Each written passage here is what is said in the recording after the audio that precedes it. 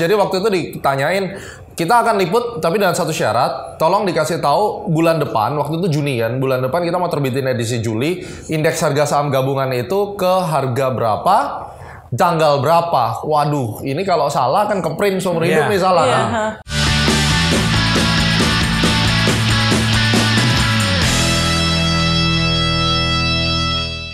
Siap, Kumendan-Kumeninku. Jadi hari ini di Kompas Podcast kedatangan tamu spesial.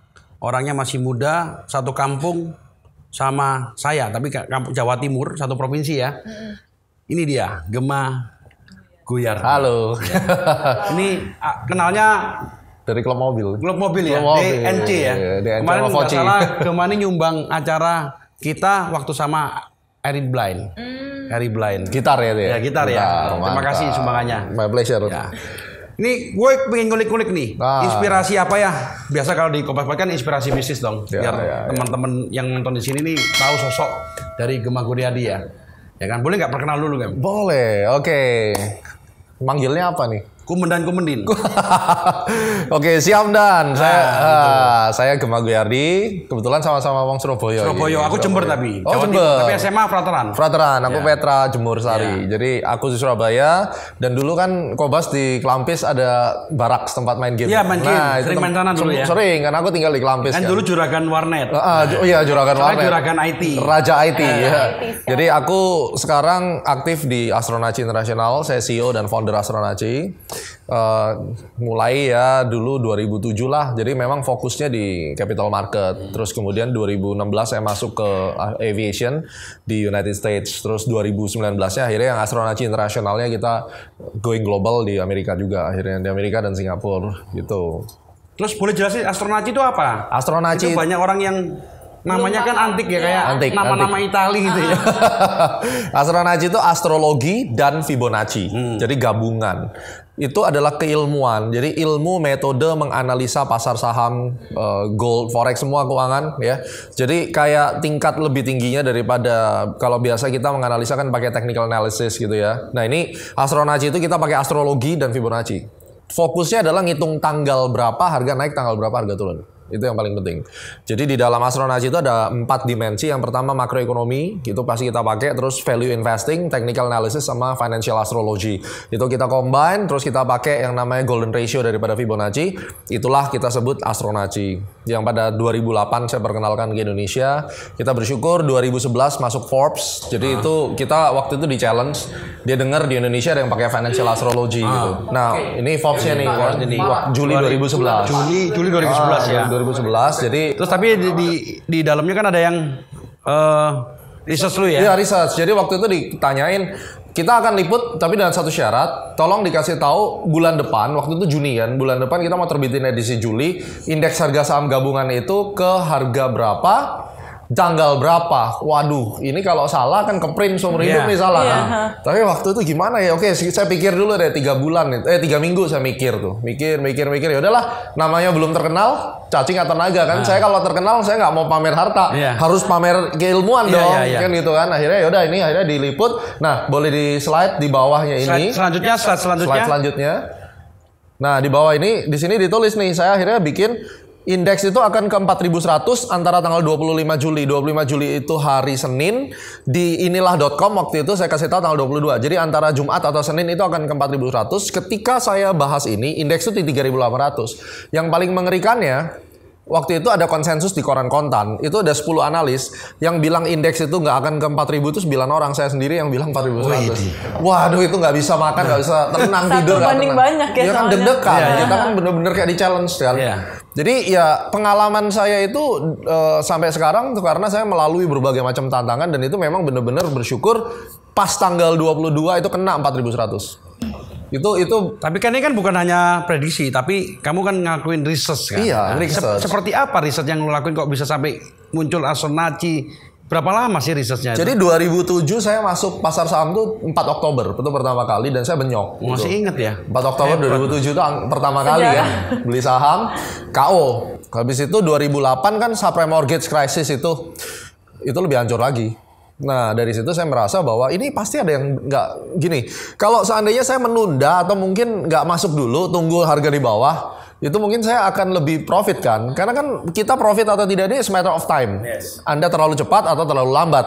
Nah, gimana caranya secara tidak langsung kita cari yang relatif fair lah time-nya sekarang gitu loh. Karena namanya kita bisnis, right time itu kan yang paling penting. Momen kan. Nah, Astronaci itu terinspirasi dari momen. Nah, kita pelajarin ternyata pasar itu, harga itu bergerak ada siklusnya. Dan segala sesuatu yang ada di alam semesta ada siklusnya. Dan siklus daripada planetary itu kan pasti. Jadi kayak misalnya matahari berputar 360 derajat. Pagi, siang, sore, musim itu kan nggak mungkin berubah posisinya. Bulan berputar, 1 bulan itu 28 hari dia putar 360 derajat. Nah, ternyata setelah kita masukkan ke statistik, itu ada korelasinya, itu nomor 1. Jadi kalau mau lihat dari jurnal internasional sudah ada yang penelitian. Jadi pada saat saya S3 doktoral saya itu saya bawakan Astronaci dan saya fight melawan dosen pengujinya, ada Prof Imam Ghazali itu yang dia mengerti tentang astrofisik gitu ya. Saya dikasih kesempatan untuk itu dan ternyata ya dibimbing bisa terbukti bahwa memang secara saintifik itu ada korelasinya. Nah, itu di tahun 2017 sebelumnya saya mengajukan paper untuk korelasi antara harga emas terhadap siklus planet Mercury retrograde namanya. Kayak sekarang nih lagi Mercury retrograde harusnya gold naik nih.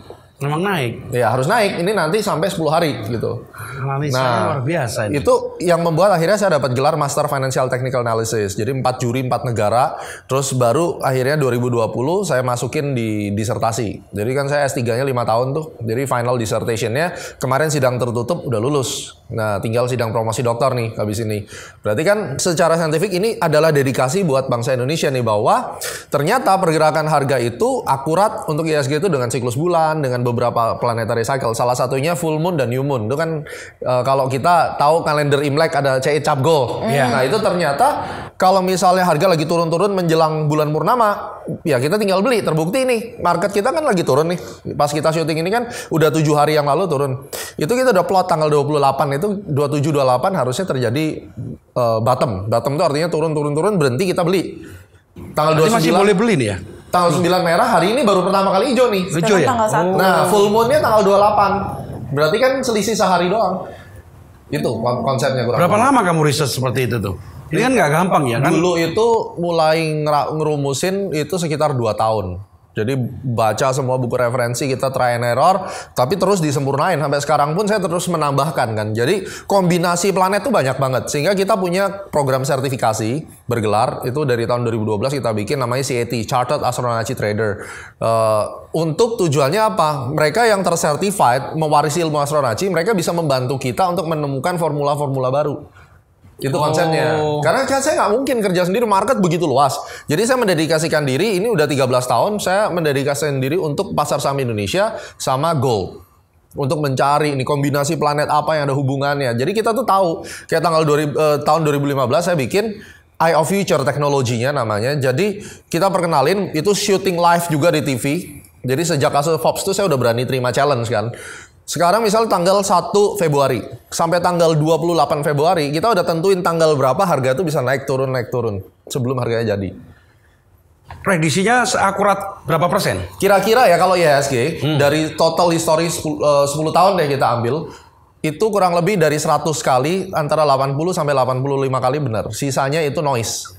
Tapi tetap pasti ada salah. Harus, karena namanya prediksi, nggak mungkin ada 100%. Apa yang kita prediksi itu kan human behavior finance. Jadi bergantung pada ekspektasi dan mood manusia. Mood kita ini kan sebagai manusia kan kadang ada noise-nya, anomalinya. Nah, anomalinya tetap kita hitung. Tapi selama metode itu kita uji ke statistik pakai chi-square, p-value-nya itu harus di bawah 0,005. Artinya apa? Signifikansinya 95%. Margin of error-nya, degree of freedom-nya 5%. Nah, jadi sebuah siklus misalnya full moon untuk gold. Itu kalau kita uji secara statistik dia harus signifikan. Nah, signifikan di dalam bahasa statistik itu harus 95%. Nah, nanti dalam kejadiannya misalnya saya bicara siklus Mercury retrograde setahun ada 3 kali, itu 82% dari perjalanan gold dari tahun 1974 itu menyebabkan gold bullish. Berarti sisanya 18% buang. Nah, ini kan kita nggak tahu 18%-nya jatuh di mana. Mungkin tahun 2020 3 siklus bullish semua. Tahun 2021 1 siklus jelek, tapi 2 siklus berikutnya bagus. Nah, jadi cari duit di market itu ini salah satu contoh kayak kita bisa lihat masa depan aja sebenarnya. Jadi kayak analisa lu ini akan kepake terus seperti orang Feng Shui lah ya. Ya, Feng Shui itu kan ilmu sama. Jadi bertahun-tahun diperbarui sampai menimbulkan bahwa tusuk sate ini nggak bagus. Ya, itu kan by research. Bener nggak? By research. Bukan masalah apa? Gaib nggak ada. Bukan semata-mata langsung ini loh gitu. Ya, karena research Feng Shui itu bicara tentang vibration, energi. Segala sesuatu sampai pemirsa ini bisa lihat kita ini kan semua gelombang, frekuensi. Jadi ternyata kalau kita melihat dari Feng Shui, saya belajar sedikit, energi kita itu kalau misalnya tusuk sate dia akan menemukan ini nggak baik dengan diri kita. Nah, jadi itu totally by research. Research semua ya. The law of vibration. Oke, saya lanjut lagi nih Astronaci nih. Terus sekarang yang dilakukan Astronaci selain mengajarkan ke orang-orang itu ada kelas juga. Ya, jadi Astronaci itu sebenarnya kita research company. Iya. Jadi mulai dari awalnya kita jual research. Oh, berarti kan kalau jual research itu berarti ada customer mulai dari apa? Institusi, itu sekuritas biasanya, sama retail. Kalau retail dalam bentuk membership, trading club gitu kan. Per hari ini namanya E-Club Academy. Jadi di E-Club Academy ini dia bisa masuk, terus kemudian dia bisa ada e-learningnya, belajar. Jadi sehari itu 50.000. Ibaratnya murah banget ya. Tapi didampingin bisa sampai 18 jam sehari kita dampingin, mereka belajar terus dikasih rekomendasi tanggal berapa indeks naik turun, karena kita satu-satunya di Indonesia. Nggak ada kompetitor ya? Ada. Karena benar research by you masalahnya ya. Untuk metode ini itu ya kalau kita bikin kompetitor yang benar-benar melakukan baik itu dari service, terus one stop solutionnya itu cuma kita. Per hari ini kan E-Club Academy itu kurang lebih sekitar 3.000 lebih membernya. Kalau saya nih orang awam nih, saya mau belajar saham. Kalau saya kan beli taruh, nggak pernah analisa game. Betul. Saya ini kan ingin kalau dengan astrologi, saya ini tertarik dengan astrologi. Nah, tapi kan saya lemah di ini. Cara mulai gimana sih kalau orang awam seperti saya? Cara mulainya mungkin menurut saya yang pertama adalah kita belajar membaca price action. Harga tuh geraknya kayak gimana. Terus belajar sedikit tentang memilih value investing daripada saham-saham itu gimana, baru nanti ngitung timingnya. Nah, untuk orang-orang yang awal, kita ada yang namanya Astrology Shop. Jadi aku melihat kayak you punya company kan ada e-commerce ya. Nah, e-commerce kita juga ada konsep e-commerce-nya itu belanja trading online pertama kali tuh. Nah, jadi kita bisa kayak marketplace kita nanti beli ada video. Ada ya? Ada video e-learningnya. Nah, itu bisa mulai dari sana dulu. Aku tertarik. Ada pengenalannya juga ya video itu. Dari awal. Nanti jelasin ke aku nih ya. Boleh. Iya. Jadi lihatnya di mana tuh marketplace lo namanya? Di astronacishop.com. Astronacishop.com ya. Astronacishop.com. Jadi sana bisa dibaca lengkap ya. Iya, lengkap. Mulai jadi dari mana? Video-video apa yang roadmap-nya orang itu harus dari awal kan. Terus kita juga ada portal yang untuk bener-bener super pemula itu gratis di YouTube. Oke, setelah naik pemula gratis berarti. Setelah itu tingkatannya setelah kita belajar itu ya mungkin masuk ke trading club. Trading club itu yang bener-bener gua guide tiap hari, ayo live trading, sahamnya ini enggak kita keluar sekarang dan seterusnya sampai aku udah kayaknya mau lebih profesional, ya itu baru ikut yang sertifikasi setahun karena itu ada ujian masuk dan ada ujian keluarnya gitu. Oh, ada ujiannya juga. Ada ujiannya dan guru-gurunya kan bukan cuma saya, jadi dapat sertifikat juga ya? Iya, itu bergelar gitu. Aku tertarik ini karena aku salah satu yang suka main saham zaman kuliah tapi trading, feeling-feelingan. Kalau sekarang dengan ada basic ini lebih terarah ya. Lebih terarah. Saya ingat saya pernah baca YouTube lu kan, waktu itu lu saham BRI ya. BRI, lu bikin tuh nggak salah 2 bulan 3 bulan apa awal. Ya. Lu yakin banget lu nggak takut itu? Enggak, karena prinsipnya aku pengen tahu karena gitu orang kan bikin YouTube itu waktu itu lu yakin lu nggak banyak muli lu siapa sih bikin? Ya. Dan kenyataan sekarang memang sahamnya naik. Itu si yakin apa waktu itu lu? Sebenarnya awalnya itu diuji dengan mentalnya Forbes itu kan, itu nggak main-main kan. Jadi satu lawan banyak dan itu di media yang begitu besar gitu. Jadi mulai dari situ ya akhirnya kita belajar confident aja. Kalau kita udah tahu ilmu kita bener ya kita berusaha sebaik mungkin, sisanya serahkan Tuhan. Banyak nggak yang skeptis waktu lu ngomong? Banyak banget sampai banyak komen.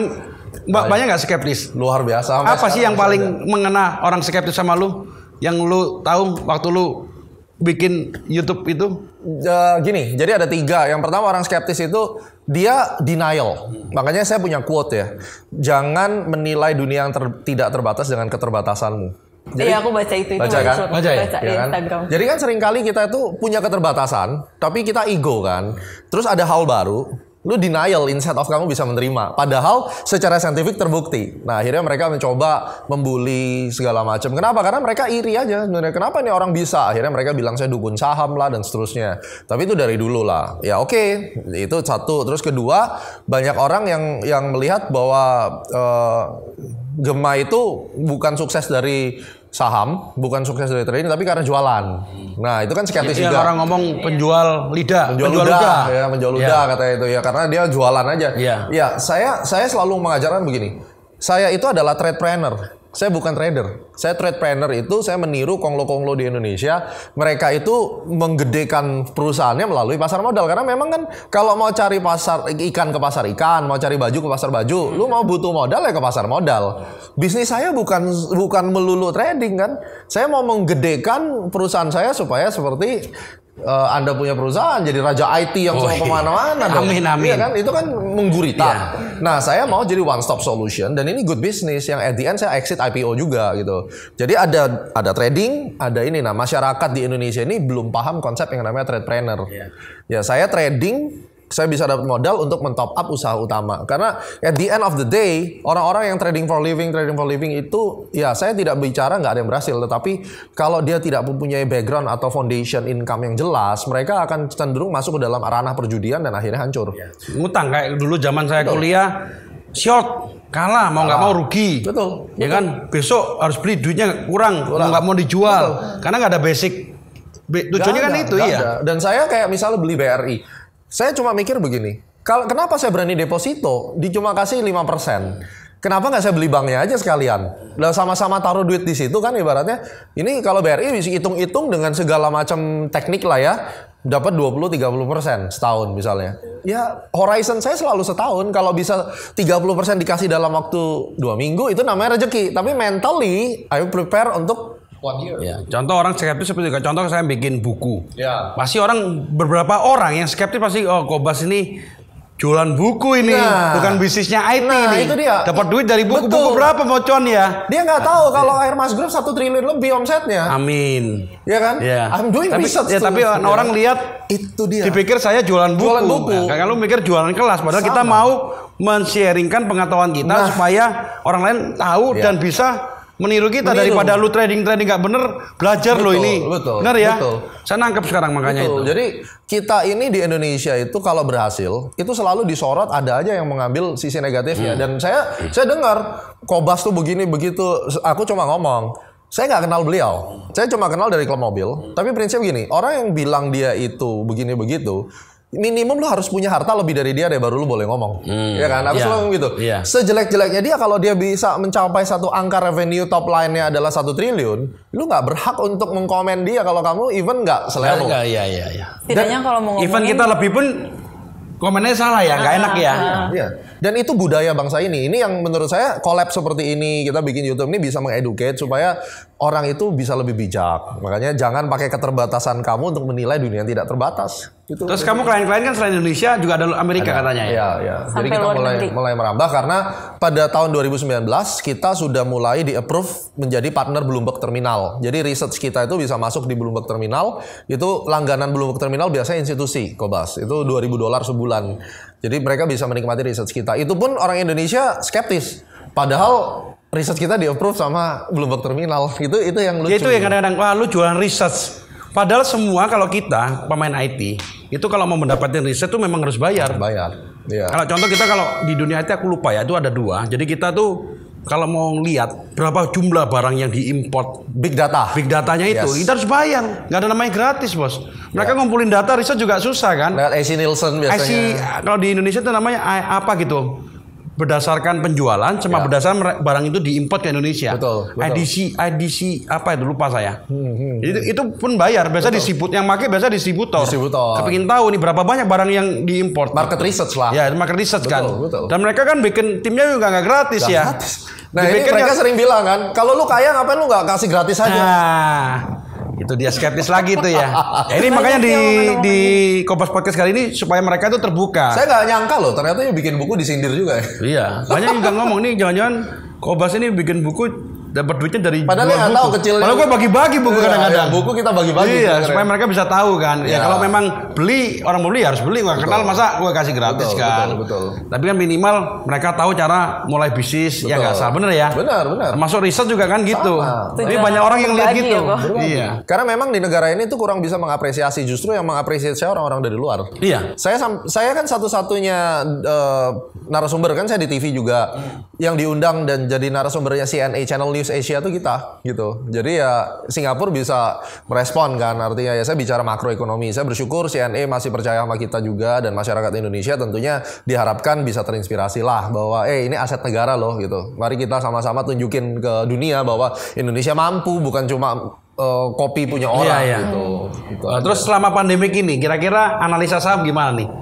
Kalau kemarin tahun lalu cuan pasti nih. Cuan. Semua orang pasti cuan lah. Semua cuan ya. Itu pun saya juga cuan nih. Cuan dong. Adi ya. Ya, Metro Data juga cuan karena aku average down terus. Iya. Oke, turun beli MTDL aja. ya. Iya. Tapi sampai hari nggak tak jual, biarin aja kalau taruh. Ya karena memang bisnisnya dan Anda ngerti kan tentang bisnis ini kan. Ya kalau COVID ini kita lihat dari awal 2020 kita punya YouTube playlist ya namanya Big Restart.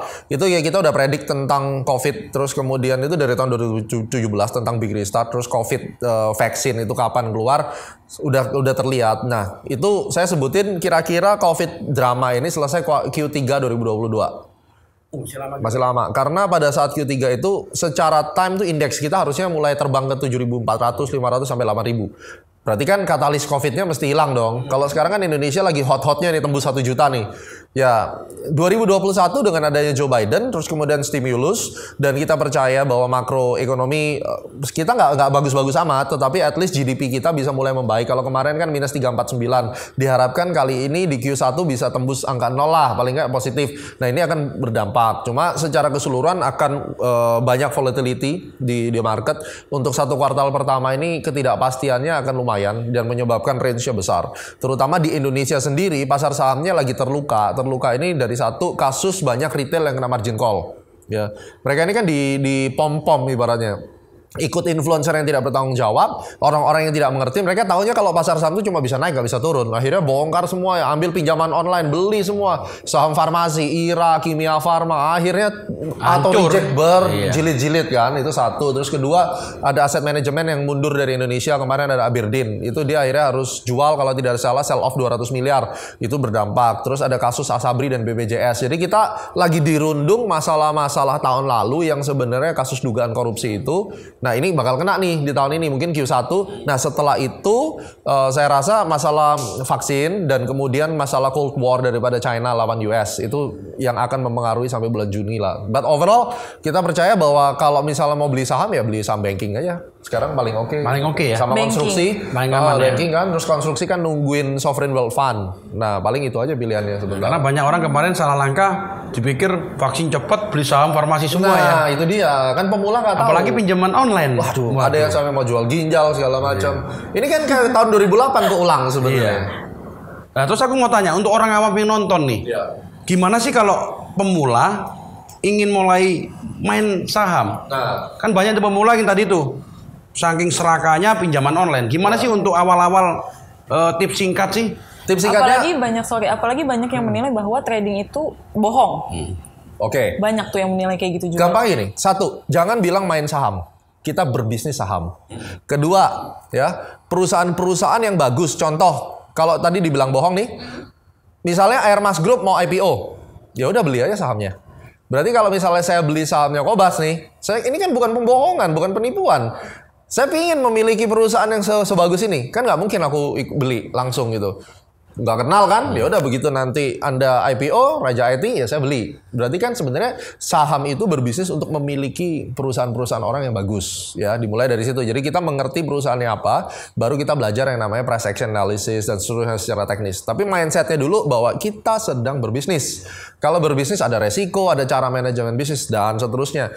Ini dulu yang harus dibenerin, Kobas. Sehingga orang itu tidak misleading dan misperception ujung-ujungnya hancur. Ya karena beberapa orang itu masih melihat bahwa trading itu adalah judi. Judi ya. Ya kalau yang tadi kalau yang nggak pakai modal, maksudnya pinjaman online judi. Ya judi. Kalah kayak main bola. Ya prinsipnya gini, judi itu definisinya adalah segala sesuatu keputusan yang 50-50. Makanya walaupun kita pakai teknik, udah seperti saya udah punya master financial segala macam, ketika saya mengambil keputusan untuk beli, dan saya tidak melakukan analisa, detik itu saya sedang mempraktikkan judi. Oh, itu dia. Gitu dong. Kalau saya beli tapi saya taruh nunggu naik. Itu Ya judi nggak? apa-apa, invest dong. Invest lain ya, bukan judi ya. Lain. Karena memang ada tahu purpose-nya adalah saya memang taruh ya biarin aja. Apalagi ditaruh ke saham-saham yang emitennya selini bisnis satu sama. grup. Kalau saya taruhnya ke Metodata sama Galva.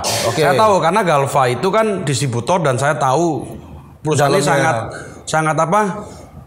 Konservatif ya. Jadi ya mungkin nanya nggak sebab tapi untuk investasi oke lah. Ya, nah itu bukan judi dong. Investasi, tapi masalah dia nggak bisa naik. Itu susah memang. Nah itu kan mesti dipelajarin lagi. Harus dipelajarin. Berarti ada emiten-emiten yang memang nggak bisa setia kita ditaruh situ. Iya, cari yang bagus dikombinasikan astrologi. Iya. Jos. Itu. Jadi ya it's a matter of combining semua metode. Goalnya adalah cuan lah prinsipnya. Kok tapi katanya tahun 2008 pernah anjlok nih. Ya. Sampai sekarang bisa survive lagi. Itu gimana sih ceritanya? Jadi 2008 saya crash kena subprime mortgage, terus kemudian April 2008 saya mulai masuk pasar derivatif. Saya mulai belajar forex karena di forex itu bisa short selling.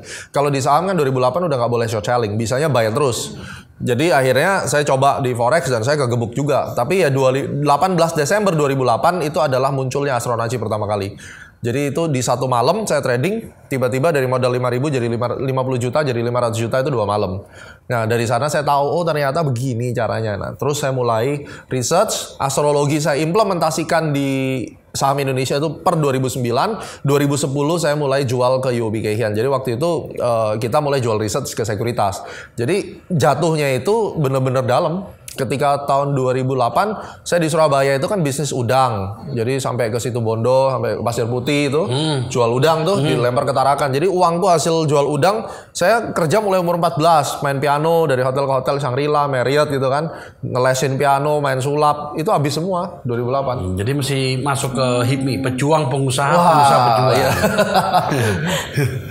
Gabung nanti. Ya, gabung ya. Oke, terus kalau dilihat sekarang nih, apakah di Indonesia di compare dengan negara Asia lainnya, peminat investasi saham ini kan mulai banyak atau meningkatnya berapa persen? Mulai banyak. Banyak. Persentasenya saya nggak pegang data, tapi yang jelas dengan adanya COVID tahun 2020, semua orang itu di rumah dan mereka berpikir bisnisku susah, mereka mencari pelarian loh.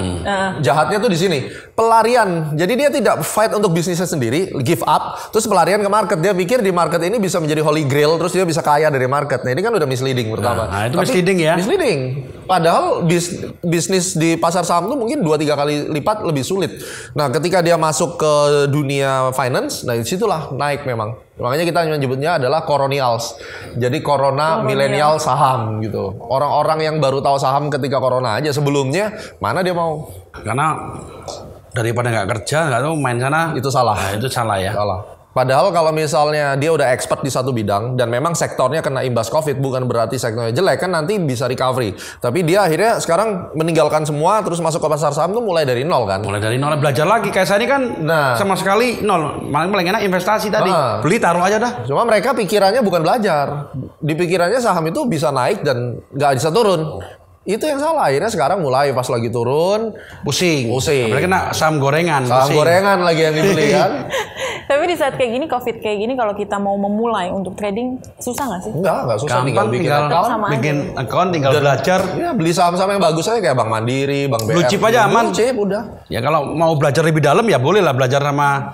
Saya mau ikut terus aja karena saya astrologinya masuk di hati saya. Ya. Karena itu kan riset ya. Saya kepingin membuktikan astronomi seperti apa karena ini berhubung dengan energi kayak Feng Shui gitu. Saya seneng banget. Betul. Energi semesta itu seneng saya. Betul. Terus kalau prediksi lu 5 tahun ke depan gimana pasar saham? 3 tahun dulu deh, 3 tahun. 2025 itu kalau semuanya lancar ya, sesuai dengan rencana harusnya 8.300 indeks kita bisa kena. Ya provided ya pasti COVID pasti selesai, terus kemudian SWF-nya udah jalan dan Indonesia GDP-nya udah bagus. Karena dari tahun awal mula dari tahun 80-an sampai sekarang mau lewat krisis apapun indeks itu sebenarnya pasti naik. Cuma kan di dalam bertahan apa enggak? Iya, perjalanannya aja kocok-kocokannya kan mengerikan kan. Makanya kalau investasi kan aman, enggak lihat turun udah taruh aja lah. Aman. Berarti kan nggak bisa trading for living kan? Iya nggak bisa. Nggak bisa makanya. Kita harus punya bisnis sendiri dulu. Makanya saya jadi trade planner. Itu yang orang Indonesia menganggap saya orang gila gitu. Maksudnya jualan lah. Kita jujur-jujur aja ujung-ujungnya kan duit. Kalau memang mau aman ya you invest at the end naik. Tapi kan buat makan sehari-hari harus kerja. Iya, kan kerja. gitu. Iya. Terus dengan lu murid lu banyak itu berapa persen kesuksesan mereka sekarang? Ada yang malas juga pasti ada dong. Hukum Pareto aja. Tetap Pareto tetap ya. Tetap. Pareto itu natural law. Jadi ya dari itu 20% yang benar-benar serius ya. Ya, itu pasti lah ya. Pasti. Hampir saya juga di tim sales saya juga udah pasti mendingan pakai Pareto aja. Udah paling aman. Betul. Karena manusia itu bagaimanapun di kampus deh, yang IP-nya 3 berapa persen? Iya. Masa kampusnya yang salah? Iya. Kok katanya Kogema ini juga pilot loh. Iya, aku dengar juga gitu. Makanya kapten tadi dengar. Cap. Tadi telepon juga. Oh ya Cap gitu. Masih pilot. Nah, nih. Masih. Jadi, saya di Amerika, Bang. Saya FAA Flight Instructor. Kita dirikan sekolah pilot. Nah, sekolah pilotnya itu kebetulan kita accelerated. Jadi di Amerika dari tahun 90-an sebenarnya udah musim accelerated itu sekolah lebih cepat gitu. Jadi kalau misal menjadi private pilot pada umumnya mungkin 2 bulan, 3 bulan, kita 14 hari gitu. Oh iya. Oh, makanya nama sekolahnya 14 day pilot. Iya. Jadi kalau aku mau jadi pilot juga bisa. Bisa. Kayak Tom kemarin itu belajar juga tuh. Oh iya. Tom Milava kan di mana di Surabaya? Itu ada klub lah, ada klub. klub. Kalau ini kan kita kiblatnya ke FAA. Jadi nanti kita ada base di Los Angeles. Nggak, kalau di sini juga buka sekolah pilot. Di sini kita cabang, tapi at the end tetap terbangnya di Amerika. Tapi tetap di sini diajarin. Ajarin. 14 hari doang. 14 hari di Amerika, Pak. Oh, jadi saya masih terbang ke Amerika. Harus. Tapi kita bareng sama bisa saya di Amerika nanti. Nah, untuk terbangnya maskapainya maskapai Indonesia atau maskapai? Saya nggak terbang di maskapai. Jadi kebetulan kan pesawat private ya. Siap, private jet, medivac, medical kayak gitu-gitu. Jadi kalau mau ngundang dia mahal, Bos. Jadi udah captain nih, oh, dia punya kapal sendiri. Punya sekolah juga ya. Nah, jadi kenapa sih mau passion memang ya? Passion. Saya suka ngajar dan saya ingin membawa perubahan lah untuk negara kita kan, untuk membuat literasi pendidikan juga jadi lebih baik. Ya nggak ada pilot yang sempurna, tapi setidaknya kita memberikan kontribusi dan kita bersyukur per tahun 2019 juga kita dapat namanya FAA Safety Training Provider. Jadi kita itu provider 14 day pilot ini menjadi representatif FAA untuk campaign safety. Akhirnya kita banyak bikin event safety. Yang terakhir 2019 sama STPI Curug itu studi banding ke kita saling diskusi. Nah ini foto, ini juga dapat muri. Ini kita world tour. Jadi berapa muri yang didapat? Saya total punya 5. Saya baru 3, kurang 2 nih. 5. Yang 1 dari astronaut aja, yang 4 ini dari 14 day pilot. Jadi yang pertama saya pecah rekor dunia lulus private pilot instrument rating tuh 24 hari. Terus ini itu 24 hari. Terus kemudian ngelulusin commercial pilot 100 hari. Itu orang Indonesia pertama kali itu di dunia, sama dipecahin rekornya sama orang Singapura. Murid saya 80 hari commercial pilot. Nah, terus yang tadi kita lihat itu saya bawa pesawat dari Johor Bahru lewat Indonesia sampai ke Gold Coast. Pesawat kecil tuh. Itu 10 harian kira-kira. Nah, itu kita world tour dapat muri. Memang kamu semangatnya luar biasa ya. Auranya cerah. Jadi cerah ya. Putra anak berapa? Sekarang 4. Banyak juga berarti ya. Tapi nggak kelihatan loh, kayak masih punya anak 1. Istrinya di sini mana lo? Mantau terus istrinya, mantau terus lo. Hebat lo ya gue ya, lo ya. Tapi kenapa mau jadi pilot juga sih kok? Passion. Dari SMA katanya ya? Dari kuliah? Dari SD. Dari SD. Memang berarti koleksi pesawatnya banyak? Sekarang ada, kalau dulu kan nggak ada duit, mahal. Oh iya. Terus apa sih yang terakhir nih? Menit-menit terakhir yang lu memang saya aku memahamin ya, apa orang kadang-kadang ngomong penjual ludah, aku jualan buku. Ya memang passionnya ingin ngajarin orang. Ya, jangan sampai salah langkah tadi tuh, uang pinjol dipakai untuk main saham, selesai men. Betul, selesai. Dicariin itu, data nyebar kemana-mana itu. Betul. Jadi prinsipnya ya kita sebagai manusia, menurut saya harta itu kan pada saat kita meninggal, ada orang yang rezeki bisa punya triliun kayak Kobas, ada kan orang yang ini baru omset, iya, tapi kan? Didoain punya aset gitu ya, kayak apa Jarum gitu, baru top. Makanya kan ada orang yang memang dipercaya bisa pegang triliun, ada yang nggak sampai ke situ. Tapi setiap orang itu wajib meninggalkan sesuatu yang berharga untuk generasi berikutnya. Itu prinsip. Itu orang tua saya mengajarkan demikian, dan saya terinspirasi daripada Bill Gates. Bill Gates bilang bukan salahmu lahir dari keluarga miskin, tapi kalau lu mati miskin itu mutlak salah lu.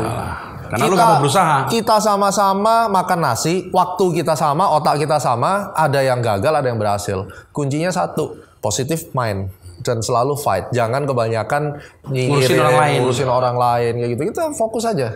Dan kita nggak tahu Edian gimana, tapi setidaknya terlepas dari saya berhasil atau tidak, saya meninggalkan satu legacy. Misalnya Astronaci ini bisa dipakai oleh masyarakat Indonesia. Ya udah, itu yang saya bisa dedikasikan. Menurut saya itu. 2 pertanyaan terakhir nih. Gue harusnya masih banyak, tapi Gue pengen tahu yang ini.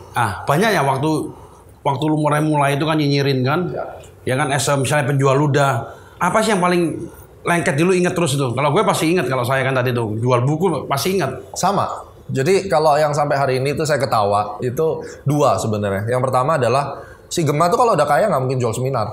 Nah, sama kan?